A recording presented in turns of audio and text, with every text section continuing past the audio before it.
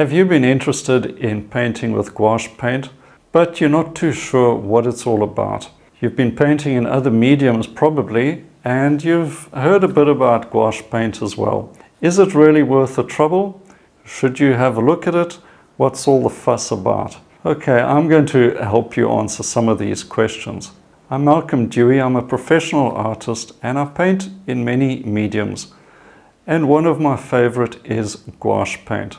I'm going to show you the fundamentals of painting in this beginner's course, and you're going to learn about things like values and color mixing. All of these things are essential to good painting ability. So I want you to have that as well. But then we're also going to dive into the beauty of gouache paint and really get to know the paint itself, the brilliance of its pigment, the possibilities that you can have with gouache painting. The intention here is for you to be able to use gouache paint for your own fine art painting. So come with me and let's explore gouache a little deeper so that you get to know the paint and you'll be able to start your own painting by the end of the course and feel a lot more confident about the use of gouache paint. Enroll now and let's begin.